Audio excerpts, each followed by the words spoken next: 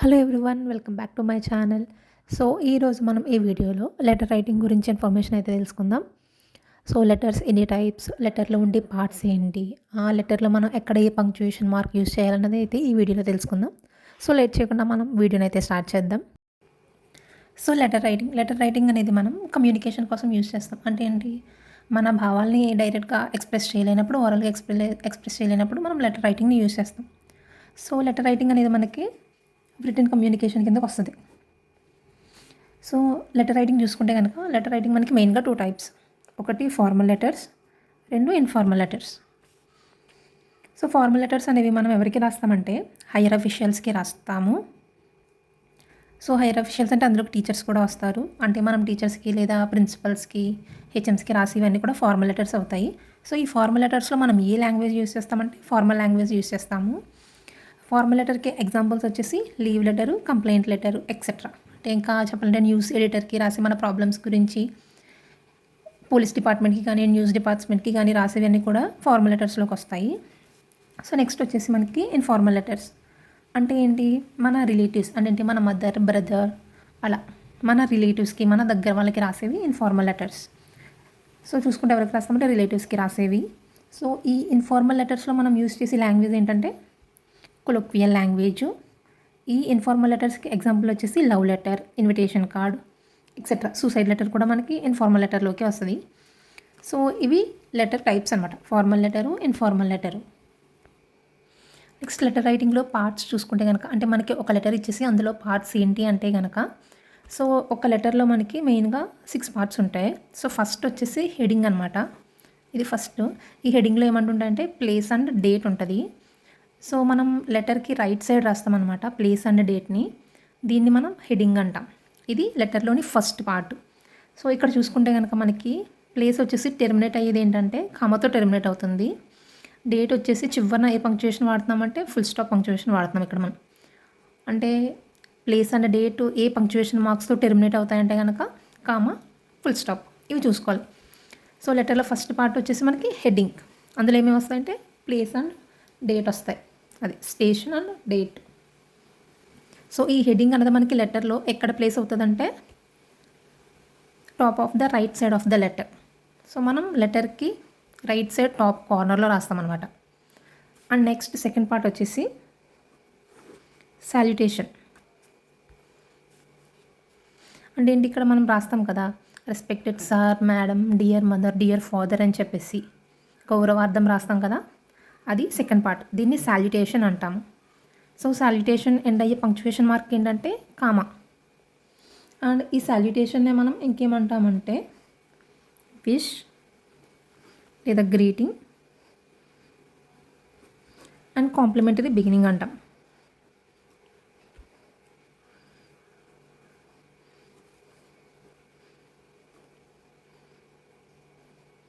ఇవి వచ్చేసి సాల్యుటేషన్ యొక్క నేమ్స్ అనమాట.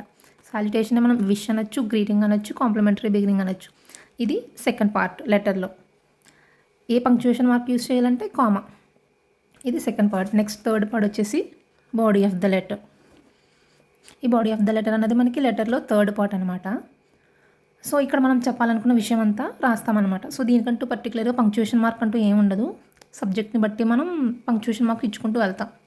బాడీ ఆఫ్ ద లెటర్ మనకి ఇంకా పారాగ్రాఫ్స్ కింద రాస్తాం కాబట్టి. సో మళ్ళీ ఈ బాడీ ఆఫ్ ద లెటర్ని మనం మెయిన్గా డివైడ్ చేయాలంటే 3 పార్ట్స్ కింద డివైడ్ చేయొచ్చు. అందులో ఏమొస్తాయంటే ఫస్ట్ వచ్చేసి ఇంట్రడక్షన్.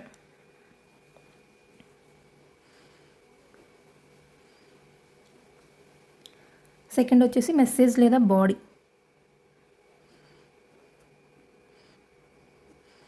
థర్డ్ వచ్చేసి కంక్లూజన్. సో ఈ బాడీ ఆఫ్ ద లెటర్ని మనం మళ్ళీ 3 పార్ట్స్ అనమాట. సో అందులో వచ్చేసి ఫస్ట్ వచ్చేసి ఇంట్రడక్షన్. మనం లెటర్స్లో రాస్తాం కదా ఐఆమ్ అని చెప్పేసి మన నేమ్ మెన్షన్ చేస్తాం, అది ఇంట్రడక్షన్. నెక్స్ట్ వచ్చేసి మన రీజన్ రాస్తాం కదా, సిక్ వల్ల రావట్లేదు లేదా ఇలా మీటింగ్కి అటెండ్ అవ్వాల్సి వస్తుంది, సో లీవ్ కావాలని రాస్తాం చూడండి, అది మెసేజ్. కంక్లూజన్, ఏం రాస్తున్నాం అంటే లీవ్ కావాలని రాస్తున్నామా లేకపోతే పెంచమని అడుగుతున్నామా లీవ్స్, సో అది కంక్లూజన్. ఇది థర్డ్ పార్ట్. నెక్స్ట్ చూస్తే ఇక్కడ మనం yours faithfully, yours obediently, yours sincerely అని రాస్తాం కదా, సో దాన్ని మనం సబ్స్క్రిప్షన్ అంటాం. ఇది లెటర్లో ఫోర్త్ పార్ట్, సబ్స్క్రిప్షన్. ఈ సబ్స్క్రిప్షన్ అనేది మనకి కామాతో ఎండ్ అవుతుంది పంక్చుయేషన్ మార్క్. అండ్ ఇక్కడ చూసుకోండి యువర్స్ ఫెయిత్ఫుల్లీ లేదా యువర్స్ ఒబీడియంట్లీ, యువర్స్ లవింగ్లీ అని రాస్తాం కదా, ఆ యువర్స్లో వై క్యాపిటల్ ఉండాలి. అండ్ ఎస్ దగ్గర మనము అపాస్ట్రఫీ అన్నది యూజ్ చేయం. చూడండి ఇక్కడ అపాస్ట్రఫీ రాయకూడదు ఎస్ దగ్గర. యువర్స్లో వై క్యాపిటల్ ఉండాలి, ఎస్ దగ్గర అపాస్ట్రఫీ యూజ్ చేయకూడదు. అండ్ చివరిన కామాతో టెర్మినేట్ అవ్వాలి. ఇది సబ్స్క్రిప్షన్. ఈ సబ్స్క్రిప్షన్నే మనం ఏమంటామంటే క్లోజింగ్ అంటాము, లేదా కాంప్లిమెంటరీ క్లోజ్ అంటాం.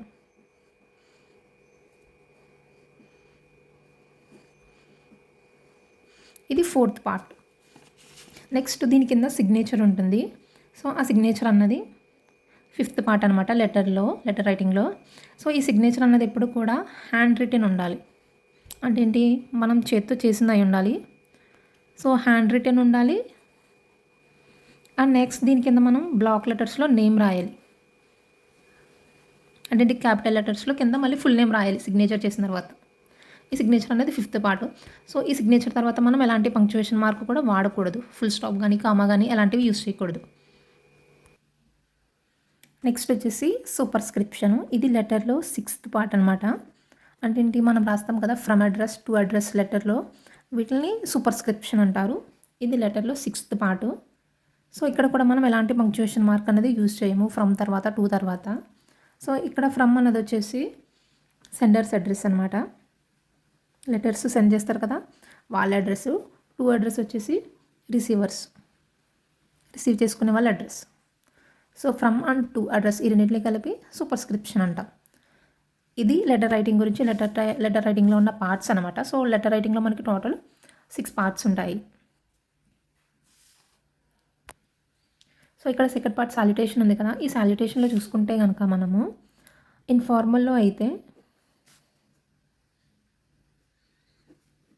ఇన్ఫార్మల్ లెటర్స్లో అయితే డియర్ అన్నది ఎక్కువగా యూజ్ చేస్తాము. డియర్ మదర్ అలా. సో కామాతో ఎండ్ అవుతుంది. ఇది ఇన్ఫార్మల్ లెటర్స్లో యూజ్ చేస్తాము. అండ్ ఫార్మల్ లెటర్స్లో వచ్చేసి